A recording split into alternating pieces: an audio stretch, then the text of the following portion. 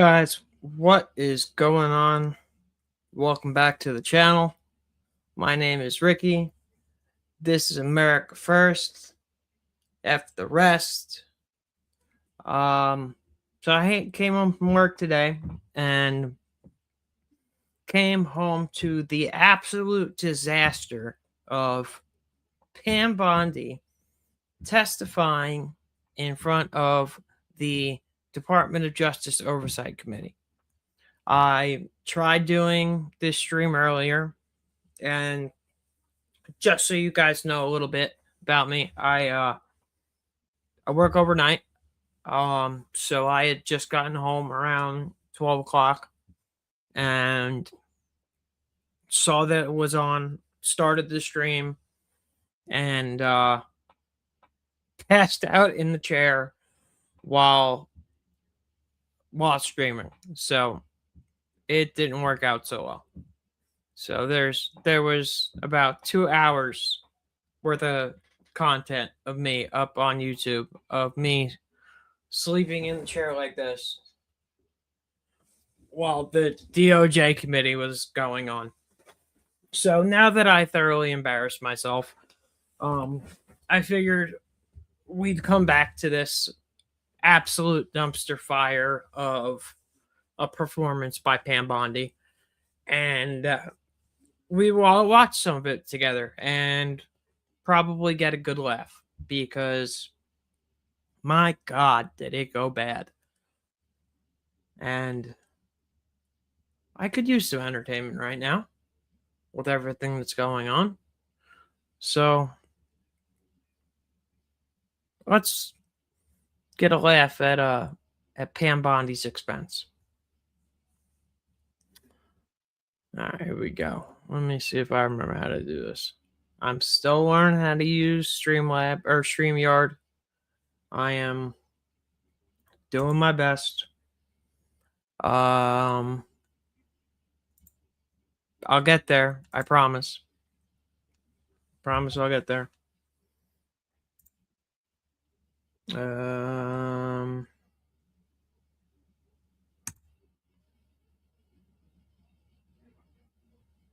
Got the banner up. All right.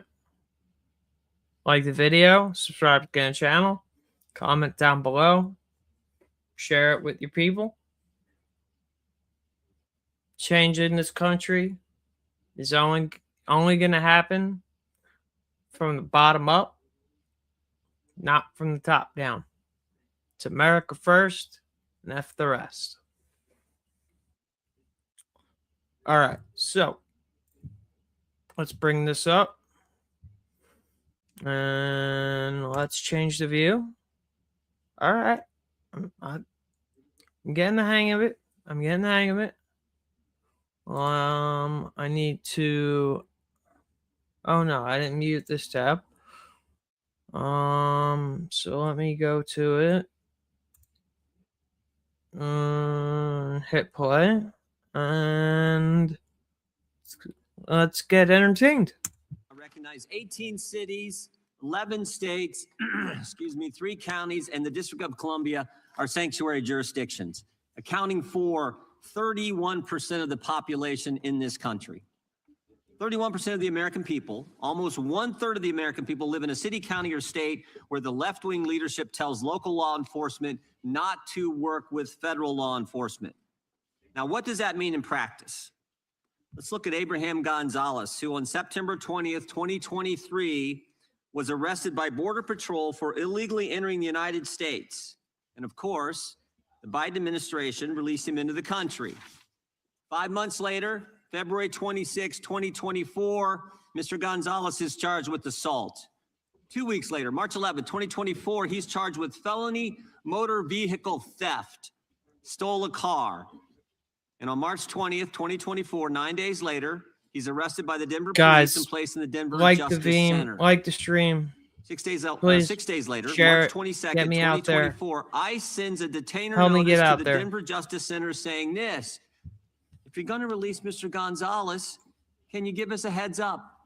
Can you let us know maybe 48 hours before you're going to release this guy so we can come apprehend him there at the jail? And remember, a detainer is a final order of removal from a court where this individual or this individual's committed some removable offense.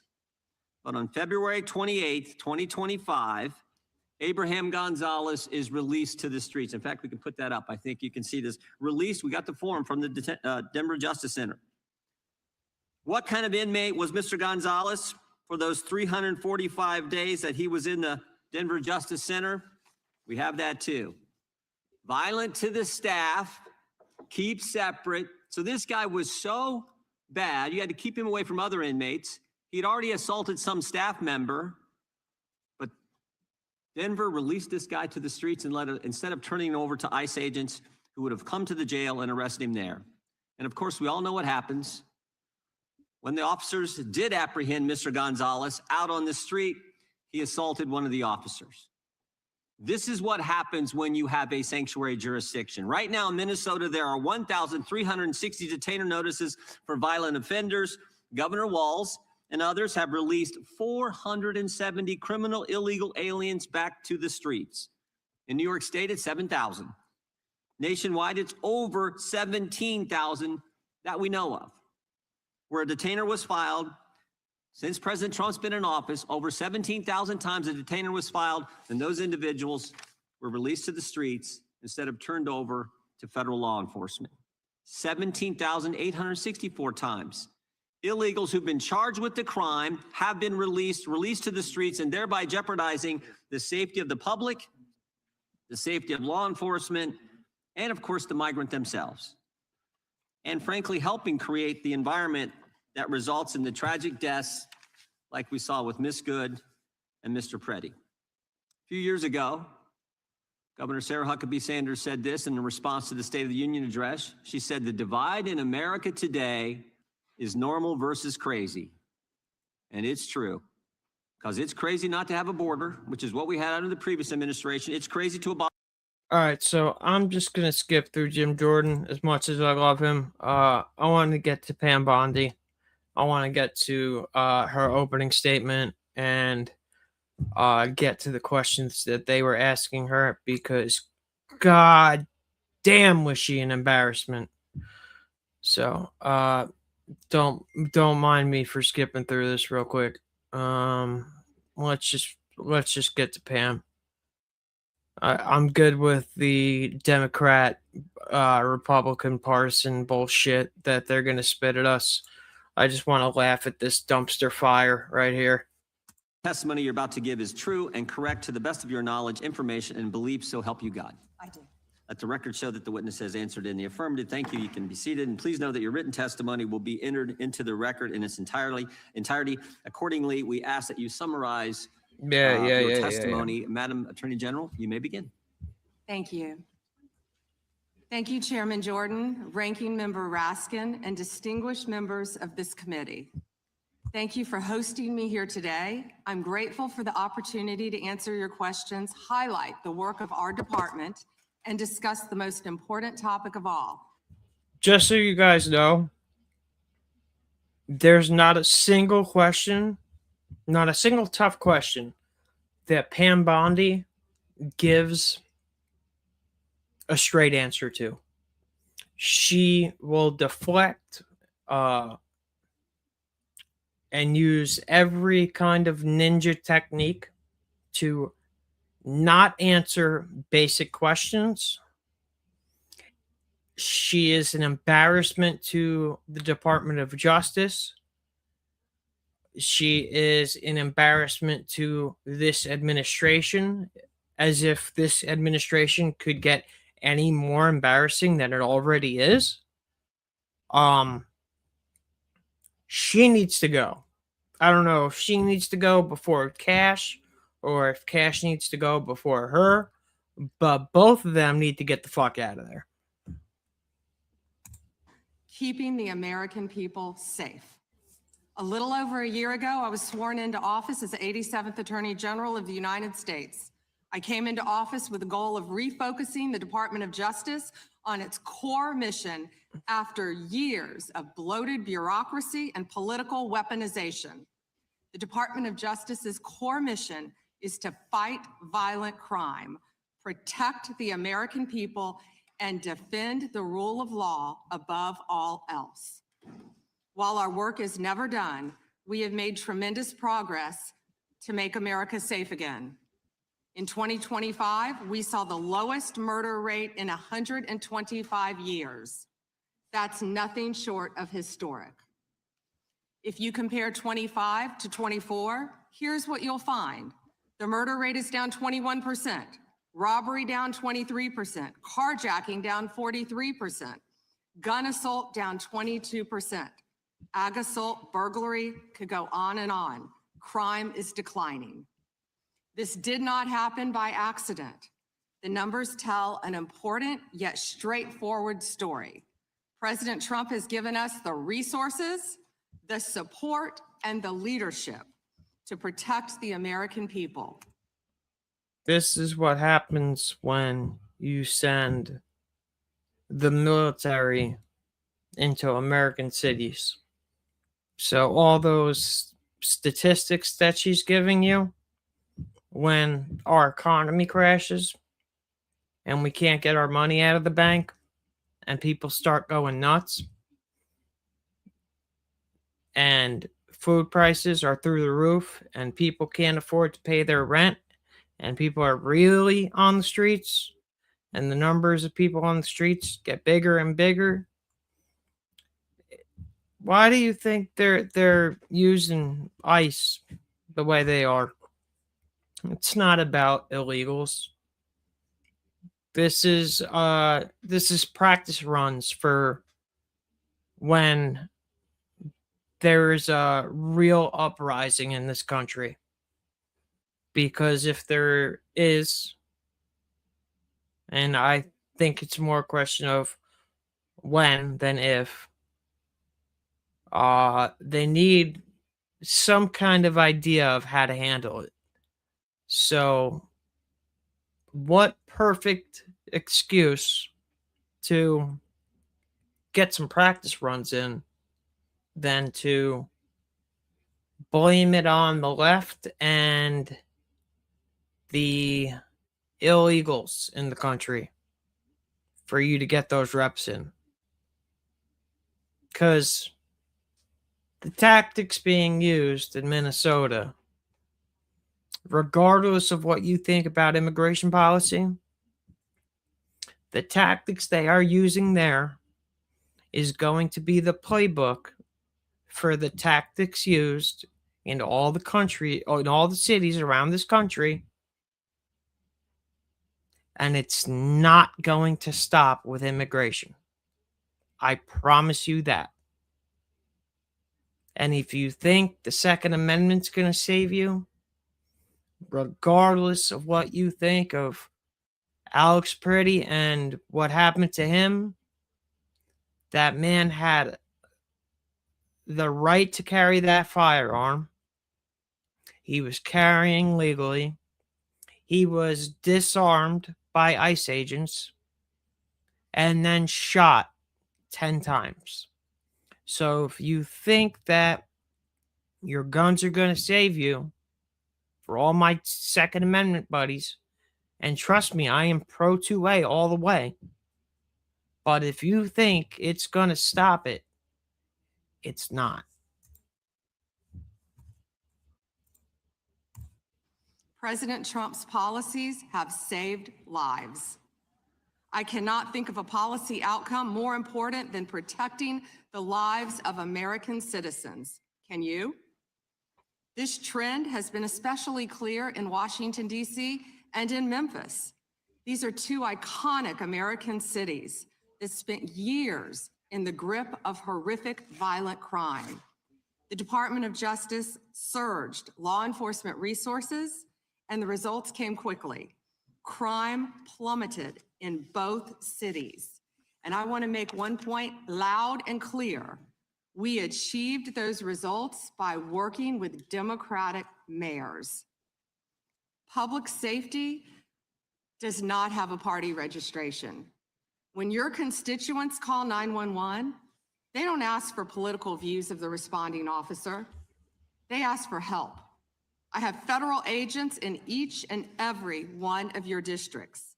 They're here to help, and I am here to help. Many cities and states have worked with us and taken advantage of our federal support. Some have not. Meanwhile, a few elected officials have declared that they are, quote, at war with Doesn't the look federal like government she's getting destroyed to and use. It's an encouraged opening statement, widespread bro. obstruction of law enforcement. This has resulted in avoidable clashes on the streets, as you've all seen. We've seen Here, rioters let's storming. skip it.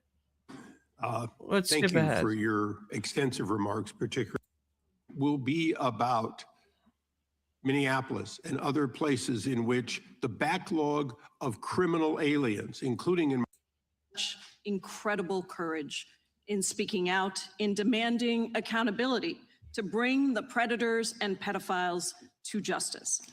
The Epstein Files Transparency Act required your Department of Justice to disclose the perpetrators connected with Epstein's criminal activities and to redact the information of survivors to protect their identities.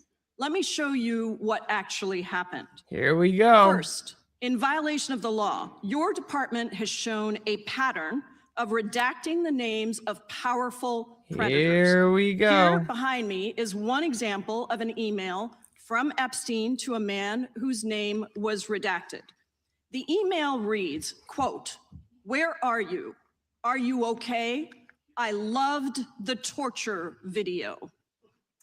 Only after members of Congress demanded that we see the unredacted files did the world learn the name of this individual, Sultan Ahmed bin Sulayem, the chairman and CEO of a company that had financial ties to President Trump's business and personal ties to Trump's advisor, Steve Bannon.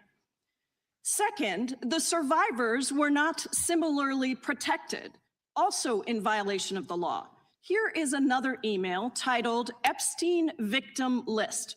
We have blurred the names of the survivors for their protection, but your Department of Justice initially released this list of 32 survivors' names with only one name redacted, along with numerous files that disclose not only the names, the emails, and the addresses of survivors, but also nude photographs and even the identities of Jane Does who had been protected for decades until your department released their names. Our administration is more concerned with protecting all of the pedophiles that traffic these girls than they are of getting any kind of justice for them, which is exactly why all of their names are redacted and the victims aren't. And it's absolutely disgusting. Survivors are now telling us that their families are finding out for the first time that they were trafficked by Epstein. In their words, quote, "This release does not provide closure. It feels like a deliberate attempt to intimidate survivors, punish those who came forward, and reinforce the same culture of secrecy that allowed Epstein's crimes to continue for decades." To the survivors in the room, if you are willing, please stand. And if you are willing, please raise your hands if you have still not been able to meet with this Department of Justice. Please know for the record that every single survivor has raised their hand. Attorney General Bondi, you apologized to the survivors in your opening statement for what they went through at the hands of Jeffrey Epstein. Will you turn to them now and apologize for what your Department of Justice has put them through with the absolutely unacceptable release of the Epstein files and their information?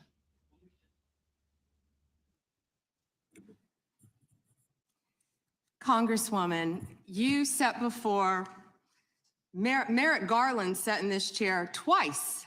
Attorney General Twice. Bondi. No, can I finish my answer? No, I'm going to reclaim my time because I asked you a Attorney General, specific question Attorney General that can I would respond to your like you question. to answer, which is, will you turn to the survivors. This is not about anybody that came before you. It is about you taking responsibility for your Department of Justice and the harm that it has done to the survivors who are standing right behind you and are waiting for you to turn to them and apologize for what your Department of Justice has done. Members get to ask the questions, the witness get to answer in the way they want to answer. The Attorney General can That's respond. not accurate, Mr. Chairman. Because she It doesn't is like the my answer. time. So, Mr. Chairman, why I have asked didn't a she ask question. Merrick Garland this?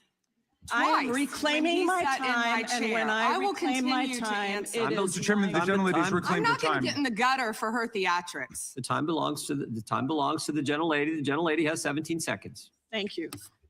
You're not going to answer this question, so let me just say Chairman, I'll this. direct it to What a you. massive No, I'm cover-up. answering a Mr. question. Chairman, will you restore her time? The witness I'm is not gonna get in interrupting. the gutter with this woman. Stop the She's time doing and theatrics. let me have my time. The gentlelady from Washington controls the time. The gentlelady has 17 seconds. You can proceed with your final Thank you. 17 seconds. What a massive cover-up this has been and continues to be.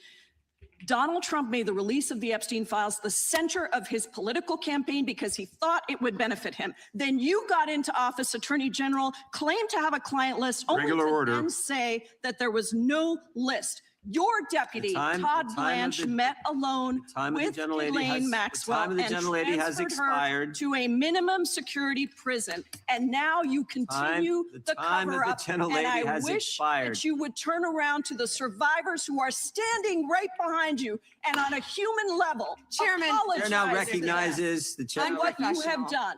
Time of the I gentlelady yield expired. back. The gentlelady, you have no time to yield back. Theatrics. We appreciate the thought. And I would argue the central issue in the last election, the presidential election, was securing the border. The gentleman from Arizona who knows something about securing the border is up for 5 minutes. Thank you, Mr. Chairman, and thank you, Attorney General Bondi, for being here today. In 2022, Lafarge, which is a French cement company, pled guilty in U.S. federal court to participating in a criminal conspiracy with ISIS. That conspiracy contributed to the deaths of U.S. service members fighting in Syria during Operation Inherent Resolve. As part of the plea agreement, Lafarge was required to pay more than $775 million into DOJ's asset forfeiture fund. In February 2025, my colleagues and I sent you a letter urging the department to review the Notice how they're talking about us fighting in Syria, right? I'm pretty sure Trump was the president that ran on no new wars and bringing all of our people home. Haven't seen that happen, have we? Back to the shit show. petitions for remission submitted by the families of those fallen service members, including several of my constituents. The previous administration ignored these victims and our requests and left their petitions unresolved. My question for you on this particular issue is if you're willing to work to ensure those families that their petitions will be reviewed and brought to a resolution. Congressman, we are aware of that, and we're committed to doing everything we can to support the victims and work with you. Thank you for that question. Yeah, appreciate your answer. And now let's go to something that is also pressing that I've been working on for years, and this is the FISA Section 702 and Arctic frost. In January 2025, you testified before the U.S. Senate and agreed with Senator Lee that, quote, anytime an American citizen's private communications are intercepted or stored, whether through incidental collection or otherwise, those communications should not be searched without some showing of probable cause, close quote. You still hold that view today, I assume. Yes. And during the most recent FISA reauthorization, I offered an amendment to establish a clear warrant requirement for searches of Americans' data while preserving every publicly cited operational exception, including emergencies, defensive queries, cybersecurity threats. And my intent was to ensure the Department of Justice could continue to keep Americans safe while also ending warrantless searches of U.S. persons' data. So, can I just respond to you, Melissa? I am a 3-time Trump supporter. Voted for him 3 times, and Trump has followed through on one promise that he promised the voters. He followed through on one thing, And the one thing he followed through on is sealing the border. Okay? You are somebody that has bought into the narrative of Republican and Democrat. If you haven't noticed, they are serving the same masters. AIPAC has a 100% success rate in electing candidates, which means our votes don't matter. If AIPAC can have a 100% success rate in electing the candidates they want, that means none of our votes matter in this country. Whether you support Trump, whether you support Kamala, it doesn't matter because whoever they want is getting in office. I'm glad Trump sealed the border. We needed that to happen. But Pam Bondi did not destroy these people at this hearing. She made herself look like an idiot.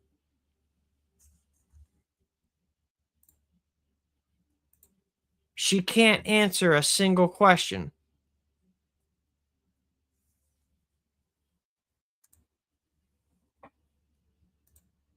Are there any additional circumstances or exceptions that you believe must be included to ensure DOJ can continue to operate effectively while still protecting American citizens' data and privacy?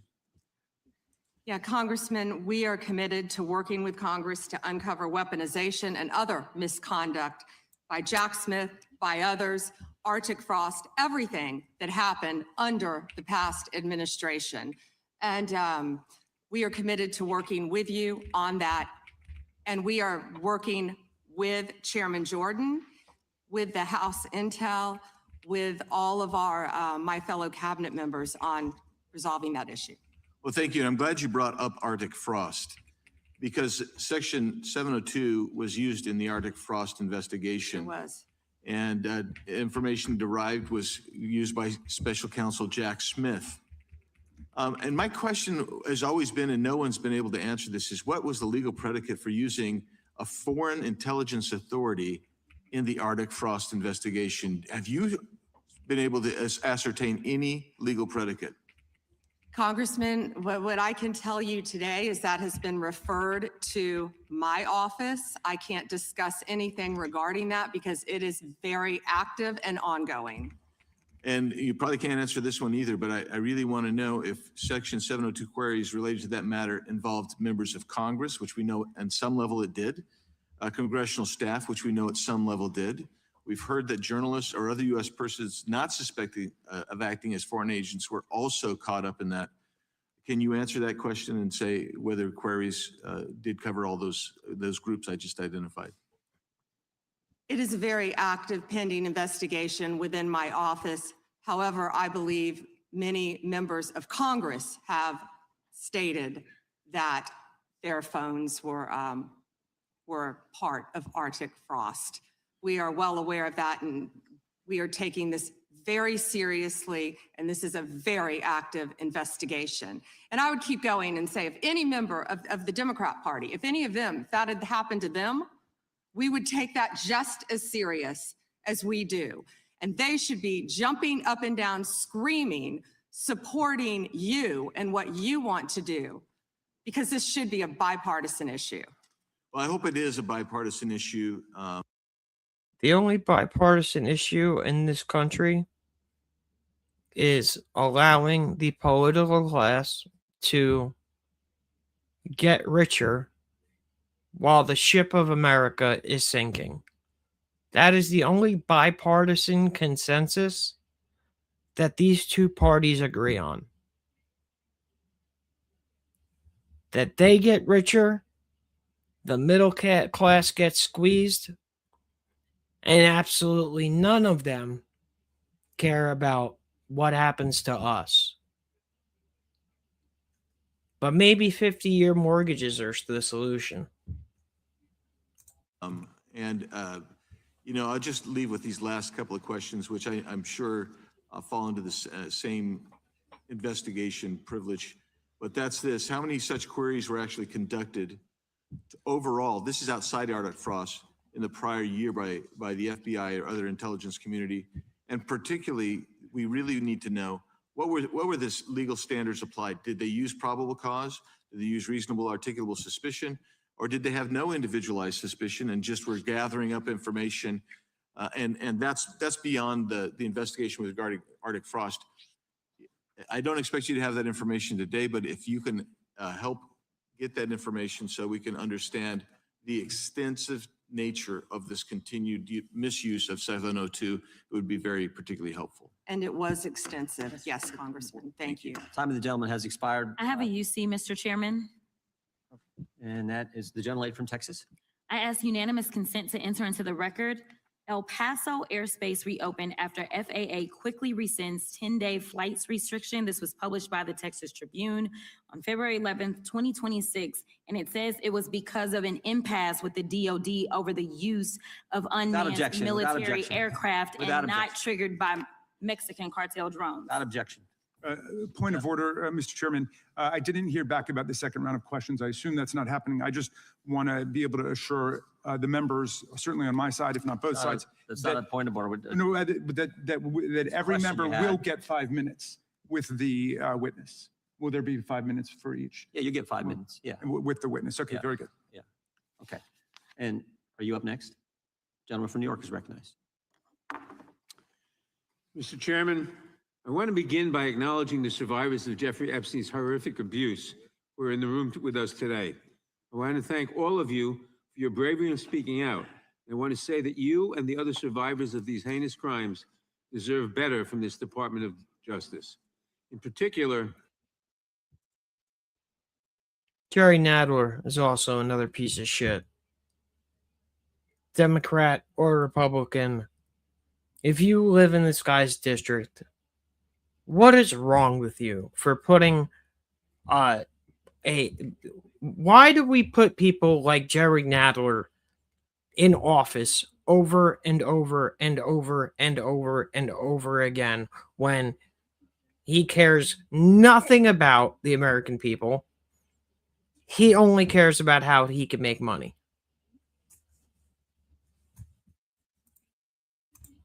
it is shocking that the department did not redact the names of Epstein's victims, but it did redact the names of their abusers. I don't know whether this was done out of incompetence or whether it was deliberate and malicious, but either way, it is completely unacceptable. Even more troubling, the DOJ has failed to bring any of these perpetrators to justice. Instead, it has engaged in a relentless pursuit of Donald Trump's perceived enemies. I want to focus on just one example. The Attorney General of my home state of New York, Tish James. This DOJ has been hell-bent on securing an indictment against Ms. James for something, anything, simply because she held Donald Trump's companies accountable for years of financial fraud. And indeed, the department manufactured an investigation against her for alleged, quote, mortgage fraud. But the U.S. attorney leading the investigation, Eric Siebert, a Trump appointee, refused to bring charges against Ms. James because there was simply no evidence. Unfortunately, a prosecutor who refuses to do Trump's bidding has no place in this DOJ, so Mr. Siebert was forced out. Trump could not contain his fury that he expressed to you in a social media post addressed to you by name. I'm sure you've seen it. Quote, I fired him and there is a great case, he wrote to you about Mr. Siebert. Then we moved down. We can't delay any longer. It's killing our reputation and credibility. They impeached me twice and indicted me 5 times over nothing. Justice must be served now. And obviously, you followed that order. Lindsay Halligan, Trump's former defense lawyer who had never prosecuted a case in her life, was installed to replace Mr. Siebert, and it was clear that part of her mandate was to go after Ms. James. Halligan immediately sought an indictment, which the court dismissed because Halligan was illegally put into the role. But your department was undeterred, and not once, but twice, it tried to indict Attorney General James in separate courts. Both grand juries rejected you and refused to indict her. It is practically unheard of for a grand jury to refuse an indictment. In 2016, it happened in just 6 cases out of over 150,000 offenses. And you had it happen twice in the same week in 2 different courts. That must have been humiliating. And now there are reports you are continuing to investigate her. The amount of resources that have gone into targeting Attorney General James, months of investigations, multiple failed indictments, is astounding. Since your own prosecutors told you that there is not enough evidence to support a conviction, it's clear that you were going after her simply because she held President Trump accountable and he wants to punish her. And she is just one name on a long list of Trump political enemies that DOJ is reportedly targeting. From Jerome Powell and Lisa Cook at the Federal Reserve to James Comey, numerous Democratic members of Congress, John Brennan, Jack Smith, Democratic officials in Minnesota, Chris Krebs, Miles Taylors, and more. And those are just the ones we know about. In contrast to these politically motivated investigations, grasping at something they can charge their enemies with, we now have concrete evidence of disgusting criminality revealed in the Epstein files. So I really have just one question for you. How many of Epstein's co-conspirators have you indicted? How many perpetrators are you even investigating?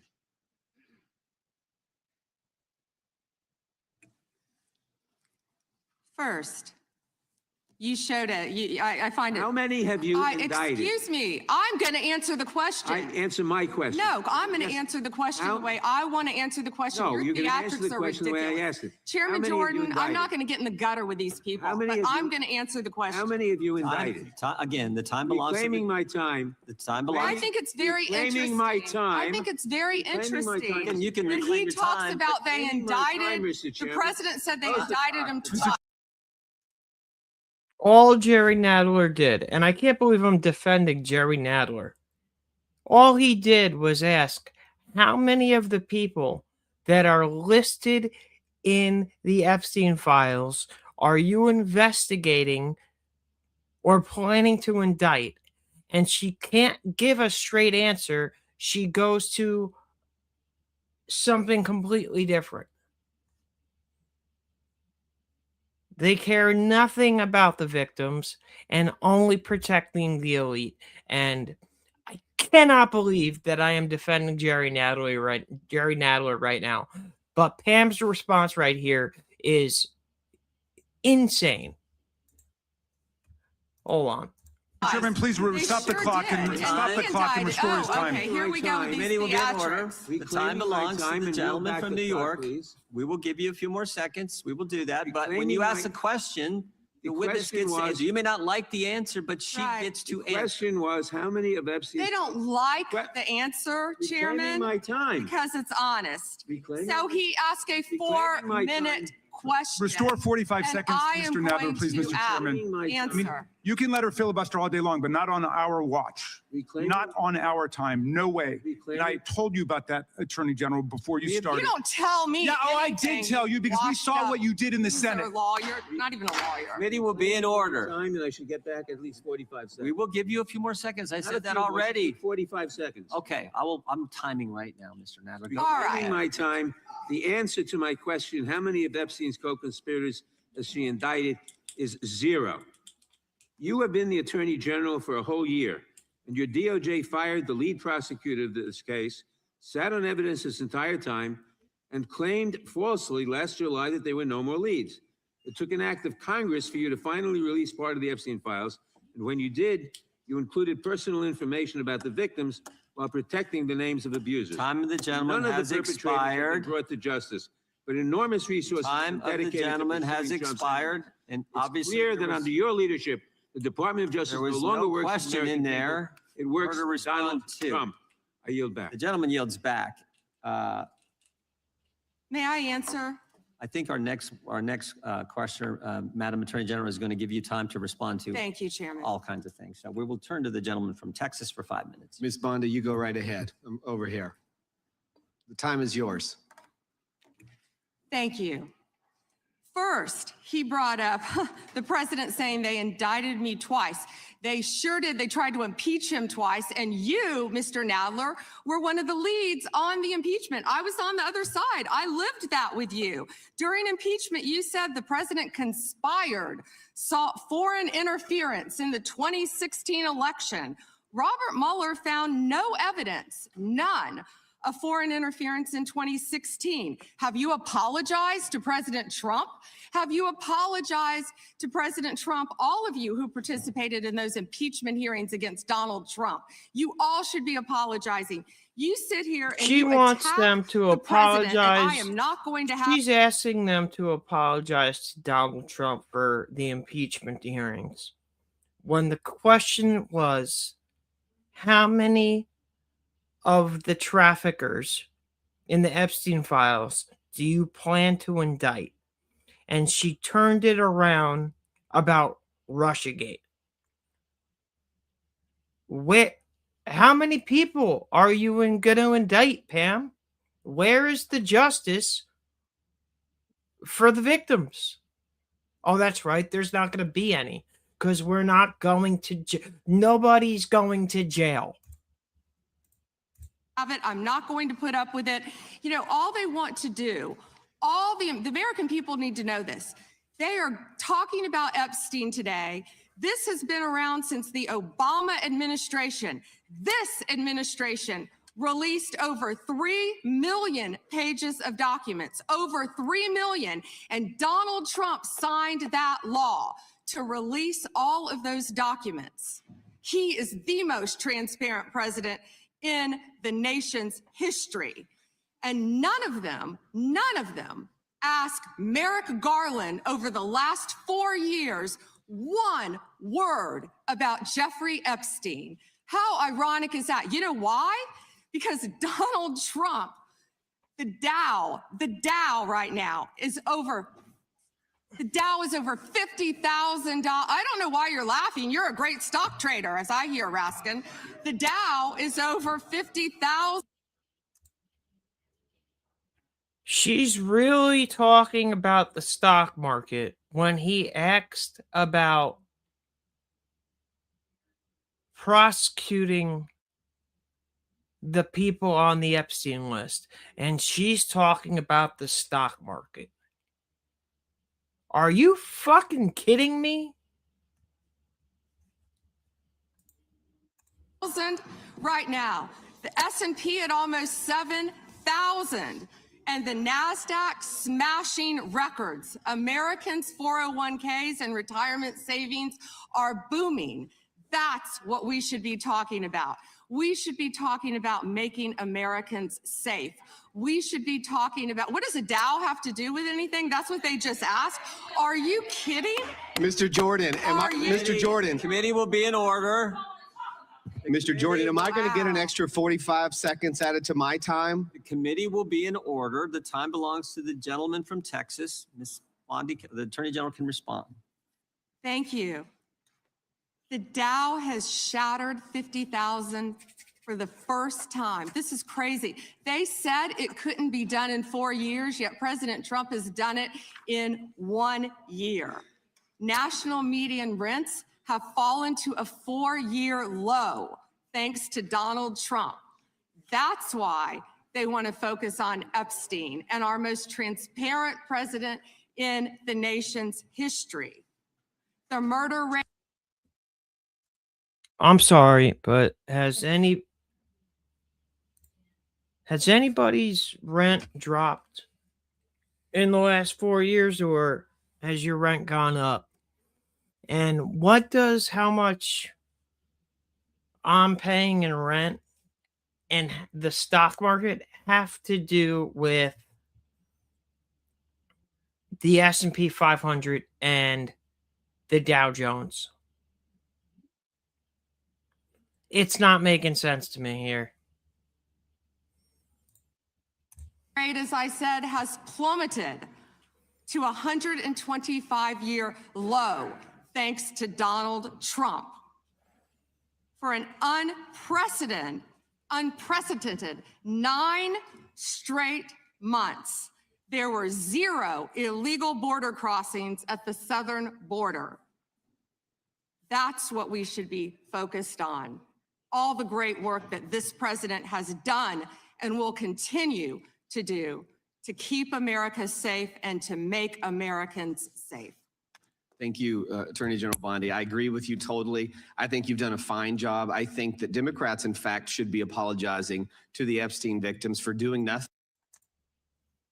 Does anybody believe that in 9 months there hasn't been a single illegal border crossing?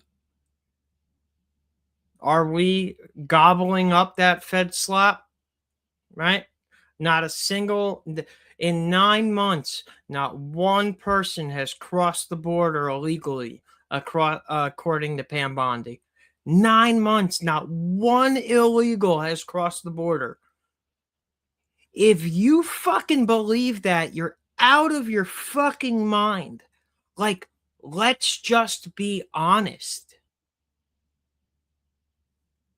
People have had to have gotten through, right?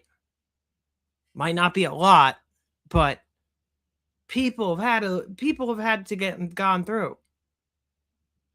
And you're really going to stick with the 0 number, like anybody actually believes that nobody crossed the border illegal.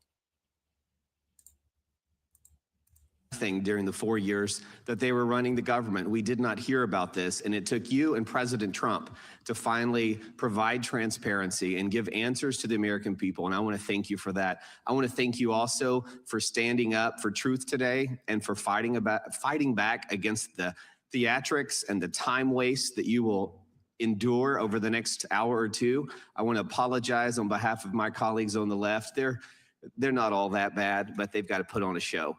And I'm sorry that you have to go through that. And I would like to yield the last, I'd say 40, and 40 is 80 seconds. The clock says 40, but I've got 80 seconds since I was so rudely interrupted. And I'll give all 80 seconds to Chairman Jordan. And I would just yield to the Attorney General if she has anything to add.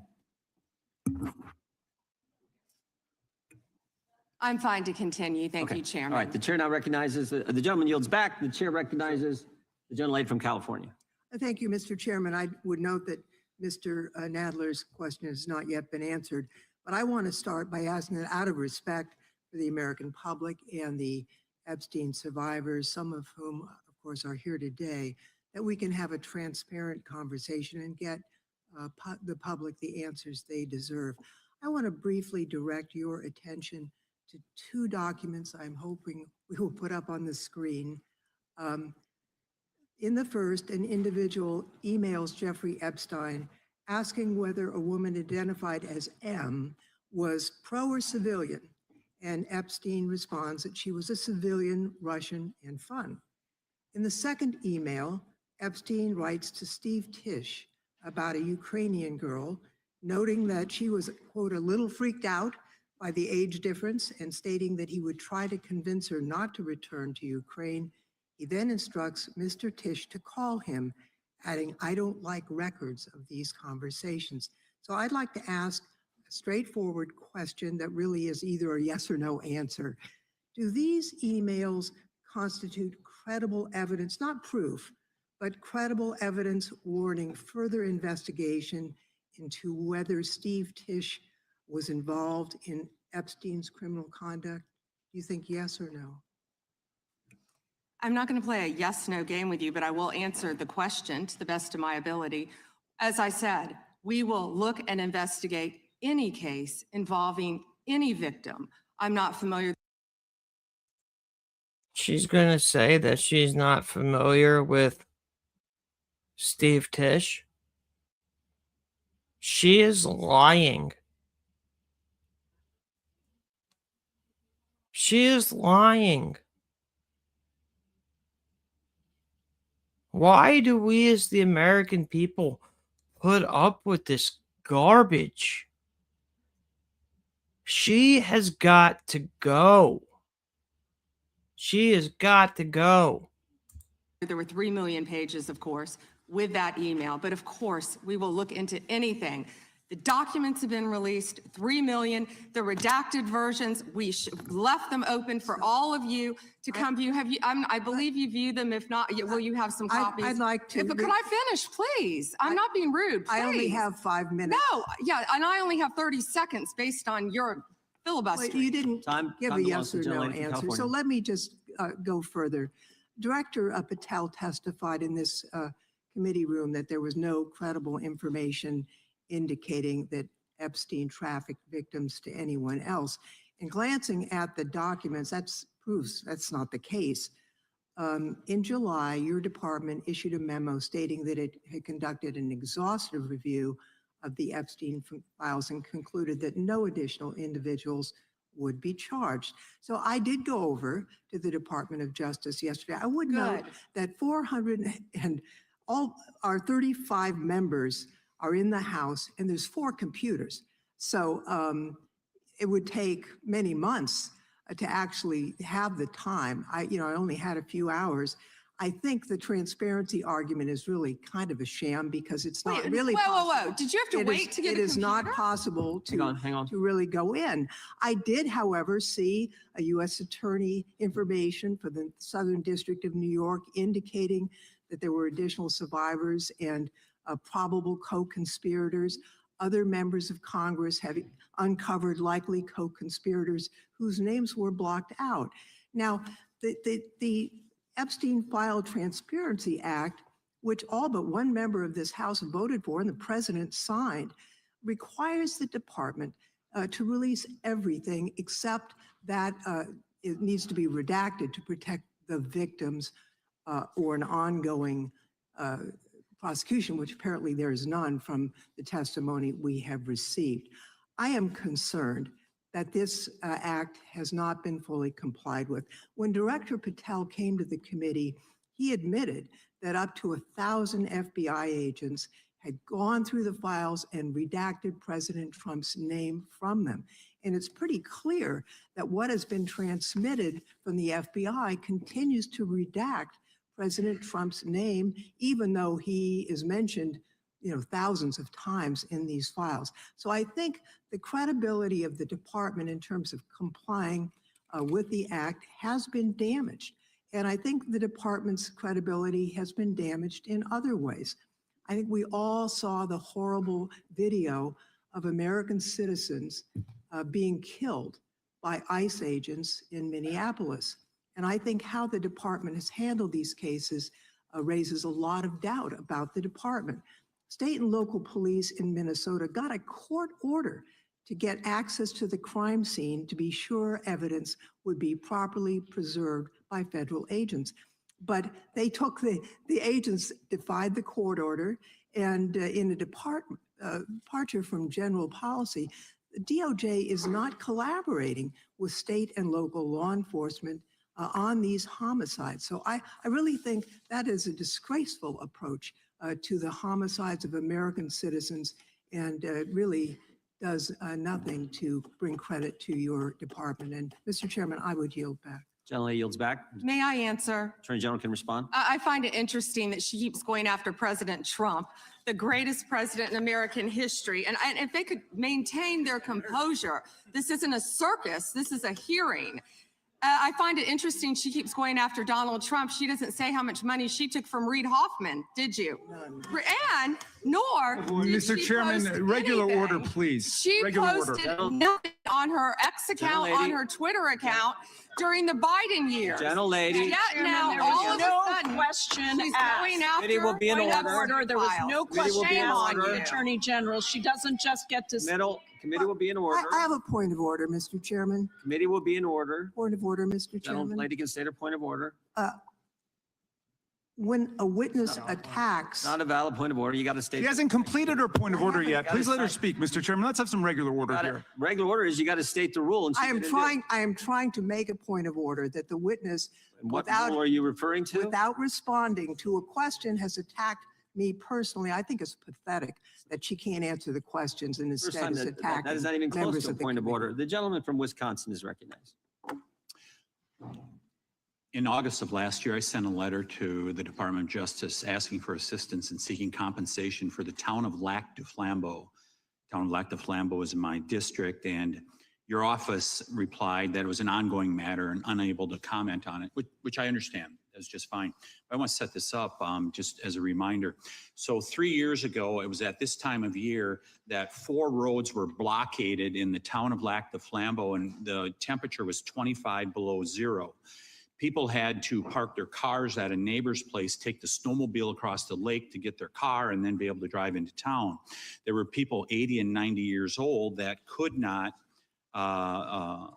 were very concerned that they'd be able to get emergency medical services.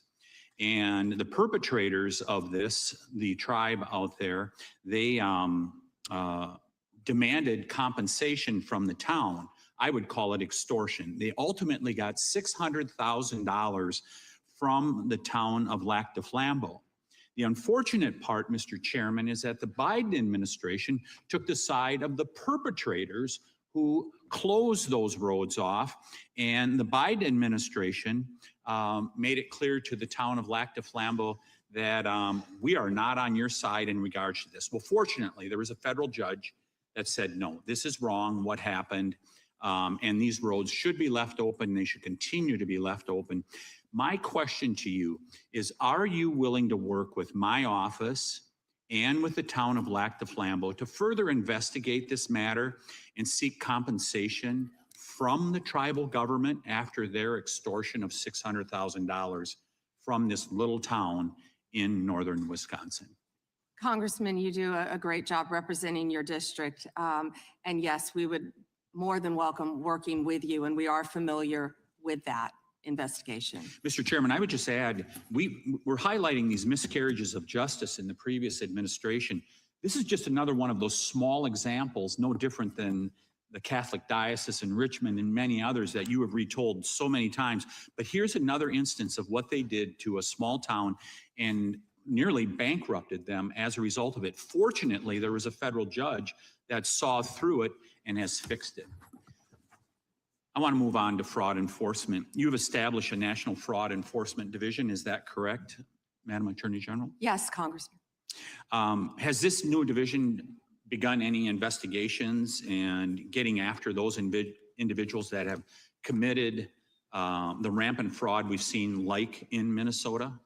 Well, it's not only rampant in Minnesota, it's rampant throughout this country. Much of it is in California, as you know, and other places. Yes, we are working on it actively. Our criminal fraud division has been working on it. We are expanding that. It was the vice president's idea to come up with this amazing separate fraud division, which we are establishing and going nonstop, not only to expose the fraud in Minnesota, but around the country. It's taxpayer dollars that have been stolen from the American people. And we are committed to recovering that money and holding those people accountable. Mr. Chairman, I would remind everyone here, why did this happen in Minneapolis? Why? It is taxpayer dollars that have been stolen from the American people. She was honest about that. It is our tax dollars that have been stolen from us. That is the first thing Pam Bondi has been honest about this entire hearing. And that's admitting that the government is stealing our money. So she's one for about 15. Why did federal law enforcement have to go to Minneapolis? Because of industrial scale fraud. It was an assistant United States attorney that said, this is industrial scale fraud that's going on in Minnesota at this point. I sent a letter to our governor in Wisconsin. We're right across the border there. My district is only 20 miles from the city of Minneapolis. And I asked him to open the books for a federal audit on food stamps and Medicaid. Don't you think it would be a good idea for every governor to do that at this point? It protects the citizens, and I can't understand why that's not happening. And yes, I do think that's a great idea. It's happening around this country. And when our new division with Colin McDonald is established, it's established when Colin is confirmed. He's amazing. I think you've met with him, you said, Chairman.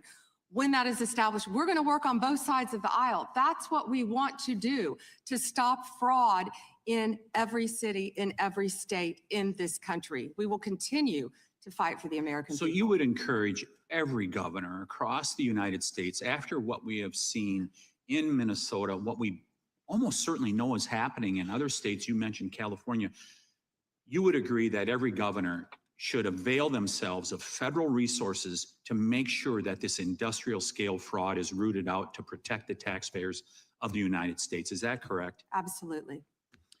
Mr. Chairman, I yield back. Gentleman yields back. The gentleman from Tennessee is recognized. The industrial scale fraud isn't going anywhere because the industrial scale fraud is how politicians on both sides of the aisle are lining their pockets. So the fraud isn't going anywhere. Nobody's going to be charged on the fraud in Minneapolis. Just like nobody's going to be charged on the Epstein files. Because it's the politicians that are doing it. Thank you, Mr. Chair. First, I'd like to thank you for holding this hearing and holding it in a proper fashion as you have. Secondly, I'd like to thank all of the victims of the Epstein case who've come here to attend this hearing for doing it and for being brave and trying to move this justice forward. I apologize, I can't do it, but the Attorney General not recognizing you, that's embarrassing. I am from Memphis, General Bondi, and Memphis does have the task force there. The Memphis Safe Task Force has been operating in Memphis for several months. And we do have a Democratic Mayor, Paul Young, and he's not against the task force, but he is against ICE being in Memphis, and he's not in favor of the National Guard being in Memphis. And I concur with him on those positions. I think the DEA being there, the alcohol, tobacco, and firearms, the FBI, who have been in Memphis in other ways, having more people there is good for Memphis. Crime has gone down in Memphis, but it went down 25% before the task force got there under the direction of Mayor Young and Director Davis, Chief Davis. It's gone down about 15% more since then, and that's good. But I would like to comment that Mexico City's homicide rate has gone down 40% during the same time when Memphis has only gone down 25%, and that's not necessarily because of the task force, although the mayor says he thinks it's helped. So I thank you for that. You would agree, I presume, that violent crime in communities across our country is critically important, and that's why the task force is there. Is that not true? Yes, and if I can just add to that, I think the surge, the FBI, our FBI under the leadership of Director Patel came in and did a surge in Memphis. Earlier. Prior to the task force. Yeah, and thank you for saying that about Mayor Young. He's been great to work with, and thank you. He's a good guy. He's a very good guy. One problem I've got with where we are in priorities here. A recent Department of Justice, National Institute of Justice report based on arrest records in Texas and in California found that undocumented immigrants were less than half as likely as U.S.-born Americans to be arrested for homicide. And this pattern holds for assault, sexual assault, robbery, burglary, theft, and arson. Half as likely to be arrested for drug offenses. So I ask you, and I've written to you about this, there are TV ads that run that say to local law enforcement, specifically, says, are you tired of having your hands handcuffed because you can't do the things you wanted to do when you joined?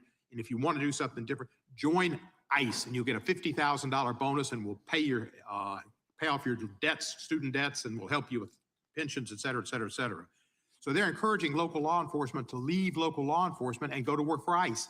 We need people working in the front lines and local law enforcement to protect our citizens from the worst of the worst. The worst of the worst are not the immigrants. The worst of the worst records show are native-born Americans, and they are committing crimes that hurt our citizens and our cities, and you're working against it, and thank you for that. But by trying to get our local law enforcement, where we have an undercount of officers in Memphis, to leave Memphis and go to work for ICE to deport people is a wrong priority. Why are we trying to get people, policemen who are working on the front lines, to leave the front lines, take the $50,000 and go to work for ICE and instead of working to fight the worst of the worst?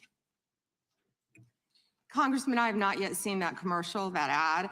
I would argue that we need strong people in both local law enforcement, state law enforcement, and all of our federal agencies working together. I've seen some of the worst violent criminals who were in this country illegally. We both know that. And in Memphis, working hand in hand, I want to stick with Memphis and your mayor and what you discussed, because there have been nearly 6,000 arrests as of February 8th, and I think you agree with this, in your district in your district and almost 600 gang members. What we found in Memphis, a lot of the gangs are local gangs. But 600 gang members were taken off my the time streets. because I've only 40 seconds. I'm going to agree with you. 148 yeah. I thank you for that. And 148 missing children were recovered by all of us working together, and nearly 1,000 illegal guns were seized as a result of us working together. And I don't disagree with some of the things you said, but there are questions about those children, but it's a different thing. The fact is ICE is running rampant and you are not investigating them. When they killed Mr. Prete, and Ms. Good, that was an execution, and you did not investigate it. And you tried to investigate her, Ms. Good's widow, and you tried to investigate Mr. Prete. They were executed like Kristi Noem executed her dog. And that was wrong. And you should investigate those people, and you should investigate anybody that uses a weapon, in federal official or not, for civil rights violations. I yield back the balance. Gentleman yields back his time. Madam Attorney General, anytime you need a break, just let us know. If not, we'll just keep going. The chair is now recognized for 5 minutes. Madam Attorney General, you're not allowed to exercise your constitutional rights in a way that tramples on someone else's, are you? No. No, you can't do that. I mean, you have a right to petition the government under the First Amendment. That doesn't mean you can come into this room and start screaming at Mr. Raskin or me or anybody else and disrupt a congressional hearing. You have a right to protest on the street, but that doesn't give you a right to go into the Capitol and disrupt Congress. Something these guys talk about every day. You can't do that. So when Don Lemon said that he was exercising his First Amendment free press rights, freedom of the press rights, that's not really accurate because he was trampling on other individuals' rights. Is that true? Chairman, we will always protect our churches and the freedom of religion. And yes, that's accurate. First right mentioned under the First Amendment, freedom of religion, freedom to practice your faith the way you think the good Lord wants you to, right? That's right, under the federal government. And isn't it true that Mr. Lemon met at a shopping center with the rioters who entered City's church in St. Paul, met with them prior to marching to the church? He did meet, and this is a pending case right now, so I will only stick to what is in the four corners of the unsealed indictment, if I could, Chairman. Yeah, I'm There's a lot more that will come out, but under the four corners of the indictment, yes, he did. They had an operation called Operation Pull Up. They said they were gearing for a resistance. They met in a parking lot and they caravanned to a church on a Sunday morning when people were worshiping together. And Mr. Lemon said that he live streamed before entering the church with the rioters. Didn't he say we're going to head to the operation? Didn't he say this he said this on camera, is that right? Yes, Chairman, and more. That he was in Minnesota and that, as you said, they were gearing up for an operation. So you can't do that. This is why this is, I think, so important that this guy be held accountable. And I think why you guys have charged him and indicted him. Moving to a second subject here. Will John Brennan be indicted? Mr. Brennan lied to the committee, which you're not supposed to do. Last Congress, when we deposed him, he definitely, 18 U.S.C. 1001, we're all familiar with it. He lied to the committee, and the Congress, and I think the country would like to know if, in fact, he's going to be indicted for lying. And here's why it's so important. I'll give you a chance to respond. Here's why it's so important. It wasn't just that he lied to us, it's what he lied to us about. He lied to us about when all this weaponization against the President of the United States started. He lied to us about the dossier, and specifically what role the dossier played in the intelligence community assessment. Because we know back when President Trump was first elected, first term, this is when it all started, which led to the Mueller and to the impeachment and to the Jack Smith and all the stuff that's happened in the last decade. But it began here, and he lied to Congress about the role he played. And I just want to read a couple of things he said during that deposition before I give you a chance to respond. Mr. Brennan, when asked a question, said the CIA was not involved at all with the dossier. He said it was their purview, FBI's purview, and not ours. He also said the CIA was very much opposed to having any reference or inclusion of the Steele dossier in the intelligence community assessment. Well, that's interesting because declassified information that was declassified this past summer by the CIA says something entirely different. It says, Brennan, I want to put this one up if we have it. It says, Brennan ultimately formalized his position in writing, stating that, quote, this is released by the CIA Director Ratcliffe, My bottom line is that what I believe that information warrants inclusion in the report. He was further asked by an CIA official. The same officer said when he approached the director and asked that the director refused to remove it after being explained this wasn't good, with the dossier's many flaws, he said, yes, but doesn't it ring true? So this is John Brennan using that document to change intelligence community assessment, which I think led to all the stuff we've seen over the last decade. And I think this committee in the country, Congress in the country, would like to know if Mr. Brennan is going to be indicted.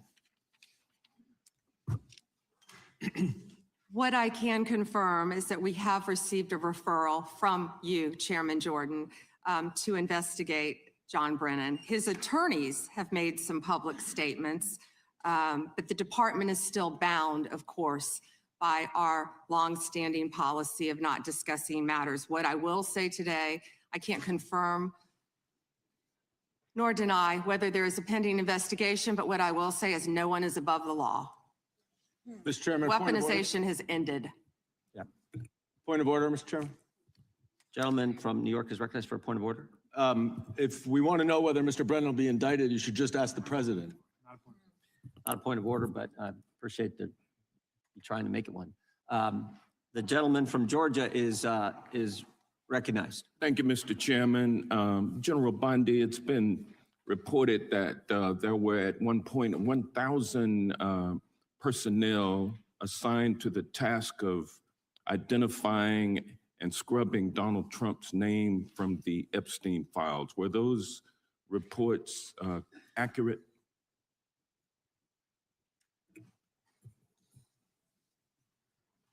I believe his name has appeared countless times in the documents how that many have people were been released. assigned? If I could finish, I'm going to read you the stats. I just simply asked whether or not it was true that it was 1,000 folks who were assigned that task. Were those reports accurate? There are more than 500 attorneys and reviewers. I cannot give you an exact number. And I wanted to ask you about that also, because this is a different question that you're getting to now. There were 500 DOJ lawyers and others assigned the task of redacting the appropriate information, including identities of the Epstein victim survivors from the Epstein files prior to their release. 500, is that correct? If I could have finished my answer, there were more than 500 attorneys and reviewers who assisted with the. They asked a question and they don't want an answer. That answers my question, ma'am, and I'm going to move on. I'm going to move on. From multiple Bondi, would you Be in agree? order. The time belongs to the gentleman from Georgia. General Bondi, would you agree that your 8 years of service as the state of Florida's Attorney General, the third largest state in the nation, served as an excellent preparation for your current role as Attorney General for the United States of America? Not only that, I was a career prosecutor for 18 years. And for 18 years. And for 18 prior years, to being, for 18 years, he asked a you question and doesn't want prosecuted- an answer. This is theatrics. Well, no, for 18 years, you on. prosecuted serious felony cases, including drug cases, correct? Oh, I prosecuted homicides. I prosecuted capital cases. I prosecuted domestic violence cases. I prosecuted multiple cases, and that's why I feel for all of these victims. And did you ask Merrick Garland this when you were sitting before him, sir? You also prosecuted sexual assault cases and child sex trafficking cases, correct? I answered that question earlier. Okay. I prosecuted All right. multiple Well, cases so when I bottom was line, a prosecutor. bottom If I line, can you're an answer the question, experienced and seasoned. For 18 you're an years. Mr. Chairman, will you a reminder of the rules? The time belongs to the member of the committee. You think are I a think I've said that a few seasoned times. and experienced prosecutor, correct? I think we've established that. Yes or no? Does he want an answer or not? he wants to When say- I I want a answer, yes I or get no cut off. answer. I think he wants to say I want a that. yes or no I answer, can- but yeah, I can I'll explain live my with what you experience. have I'd already love to said. explain Let my me ask you. experience. Let me ask you this question. Clearly, In you the don't have any. prosecution of sexual assault cases, you are acutely aware of how important it is to protect the identity of victims of sexual assault, correct? I have addressed this multiple times. I think others were cutting me off when I was trying Well, to. I just simply asked, are you aware of the fact that it's vitally important to protect the identity of sexual assault victims as you prosecute the people they accuse of assaulting them? Isn't that correct? Excuse me. As we have said multiple times, Protection of the protection identity of all victims of the victims are is protected. so very Who are important. protected under? Do you want me to answer or do you want to interrupt? Well, because you're not answering the question. You do a Jekyll and Hyde kind of routine around here, and I just want you to answer my questions. What does Jekyll and Hyde mean? Can you Well, it explain means that? you're nice to the Explain that. Republicans and you turn like Hyde on Democrats. But let me ask you this, ma'am. We have the Epstein victim survivors here today. Representative Jayapal asked a simple question. If you would be so kind and honorable as to turn around and face them and apologize to them for outing them. I mean, how many lives have been derailed because your department was either sloppy and incompetent or willfully trying to intimidate and punish these ladies for time is coming up. forward? The time of the Which gentleman- was it? The time of the gentleman has expired. The gentleman yields back. The chair now recognizes the gentleman from Wisconsin for 5 minutes. Attorney General Bondi, my colleagues on the other side of the aisle have spent the past several months attacking the administration for doing exactly what the American people wanted when they overwhelmingly elected President Trump, securing our border and enforcing our immigration laws.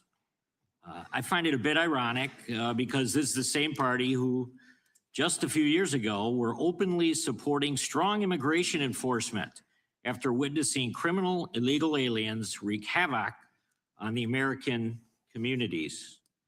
I have a short video I just wanted to play. Of immigrants. We're also a nation of laws. Undocumented workers broke our immigration laws, and I believe that they must be held accountable. They've committed a crime, deport them. No questions asked, they're gone. No great nation can be in a position where they can't control their borders. While we need to address the issue of immigration and the challenge we have of undocumented people in our country, we certainly don't want any more coming in. Every place in this country are rightly disturbed by the large numbers of illegal aliens entering our country. The jobs they hold might otherwise be held by citizens or legal immigrants. The public service they use impose burdens on our taxpayers.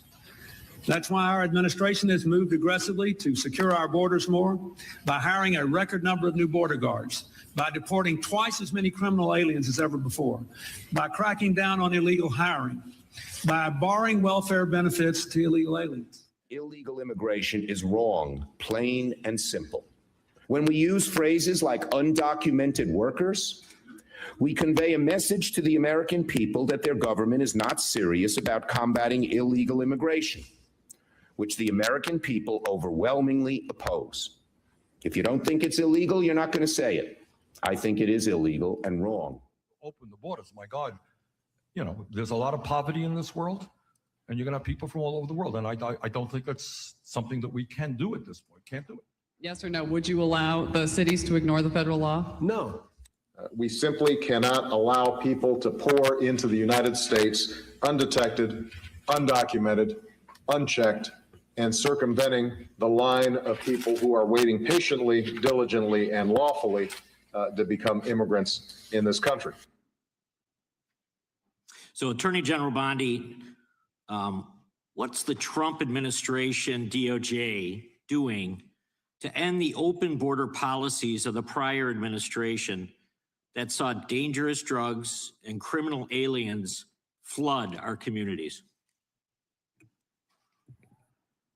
Congressman, President Trump has worked tirelessly, as you know, to close our border, which is what the Democrats had asked for in that video. President Trump closed our borders on day one. He is protecting Americans. He is protecting our kids from the influx of drugs that were flowing into this country from Mexico, the fentanyl precursors that were coming from China. These precursors were taken from China into Mexico, and in Mexico, they were mixed and freely taken right into our country, along with gang members, MS-13, TDA, freely coming into our cities around our country, thanks to Joe Biden's open border policies. That has stopped under Donald Trump. It will no longer happen under this administration, and he is doing everything to keep Americans safe. And let me continue. When he was elected overwhelmingly by the American people, the majority of the American people wanted Donald Trump. One of the main reasons was border security and keeping Americans safe. And that's exactly what he did. And that's why today the other side sits here, they yell, they cut me off, they want to yell, they want to ask a question and don't want answers because they want to distract from all the great things that this president and this administration working hand in hand, and that includes Secretary Noem, who has closed our borders, and Tom Homan, who has closed our borders to keep Americans safe. And they're trying to distract from that, and they're not going to do it because the American people are smarter than that, and they see through their theatrics. Thank you. Just quickly, yesterday, Senator Grassley reached out to my office to tell me that I was one of the 20 members that was now disclosed were under surveillance from Jack Smith. This brings up the question of non-disclosure orders and whether or not they should apply to members of Congress. But with my phone records being surveilled, as well as looks like 19 other members of Congress, I'm just wondering how DOJ views that. Time is, the gentleman's expired, but the gentlelady can respond. As I stated earlier, Congressman, anyone's records who were illegally obtained, Democrat or Republican, we will fight vigorously to stop that. Anything with Arctic frost, I can't discuss right now. And isn't it true, Madam Attorney General, the DOJ has changed their policy? You can't do that now. The DOJ is not going to go do that and ask the judge for an NDO. Absolutely. Yeah, good. That in and of itself tells you why how wrong it was. The chair now recognizes the gentleman from California. Great, thank you. Madam Attorney General, you acknowledged earlier to Mr. Johnson that President Trump was mentioned and the release countless times, you said, in the Epstein files. I just want to play a video, though, for you that I think speaks to the frustration that many of these victims have. Times Trump's name appears in the files, so it could at least be 1,000 times. Is that right? The number is a total misleading factor. We have not released anyone's name that we have not released anyone's name in the Epstein files that has not been credible. Director, could it at We have least be 1,000 released times? every piece of legally permissible information. Okay, You can so- characterize the numbers however you want it. Claiming my time, Director.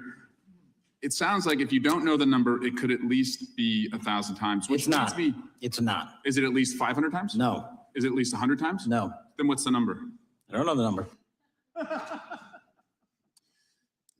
I understand why the victims are frustrated, and the Attorney General acknowledged what Mr. Patel would not acknowledge, that it was way more than 1,000 times. But I want to move, Madam Attorney General, to weaponization of government. And yesterday it was reported that 6 members of Congress had indictments sought against him, and they were not returned by a grand jury. My colleagues have spoken about their frustration of being in subpoenas and having cell phone records combed through. Well, in 2017 and 2018, Adam Schiff and I had our cell phone records and email records combed through, not by you, but a different Department of Justice under the president. It was in retaliation for our role in the Russia interference campaign. An Inspector General report would find this improper and that the predicate for it was absurd. In 2020, after sitting on 2 committees that were a part of the president's first impeachment, an FBI agent leaked my cooperation in a national security case where my campaign was targeted. The president's FBI senior leadership authorized 2 statements to the press that said I was never suspected of wrongdoing and only helped the investigation. But that didn't stop the death threats or my GOP colleagues from referring me to an ethics investigation where Kevin McCarthy's chairman on the ethics committee would find the same thing as the FBI. Our current FBI director would then write a book called Government Gangsters and identify a long list of enemies. About a quarter of them have been either investigated or indicted. He listed me at the very top, along with Adam Schiff, and during that same testimony, refused to recuse himself when asked if he would recuse if any case came across his desk involving me or people on that list. Since that testimony, his department has put me under investigation with Senator Schiff for the nonsense mortgage fraud cases that we've seen. I get it. This is what the president does. I've priced it in. We have a bingo card at home that my kids have made of what will come next. I expected that the president would come after his enemies, but what I want to talk to you next is serious, and I did not expect this would happen, and I'd like your help on it. The president has inspired death threats against me and many sitting up here with me. In June 2025, an individual left 11 voicemails at my district office. On the voicemails, they said, get the message to him. I'm going to hunt him down, that motherfucker, and toss his ass over the Golden Gate Bridge by my fucking self. Donald Trump's Department of Justice in the Northern District of California declined to prosecute. On May 14, 2025, on Twitter, responding to something I posted, the individual said, no, it wasn't Eric, and now I'm going to kill you. The Department of Justice from the Southern District of Texas declined to prosecute. May through December of 2025, we received messages at my office that said, I hope somebody shoots you and your children and your wife in the head. Pew, pew, motherfucker, pew, pew. I would stay indoors as much as possible, and my children, unfortunately, have to do that. The Department of Justice has not charged this individual and cited that he's a prolific caller and has health conditions, although what we have found in our own investigation and his voicemails is that he has said he will employ others to do this. The president can come after me. It's fine. I'm in the arena. So are these folks. But we never expected that the Department of Justice would not prosecute and investigate those who are making threats against us. And that would include those on that side of the aisle. And I'm just asking for your help to protect life, because life is at risk with the environment we're in right now. Okay. Congressman, I completely agree with you. I know about several of those personally involving you. I believe one has been charged publicly, and there's something I would be happy to talk to you about off camera, but I can assure you that they are very serious. They are being looked into, and I can give you more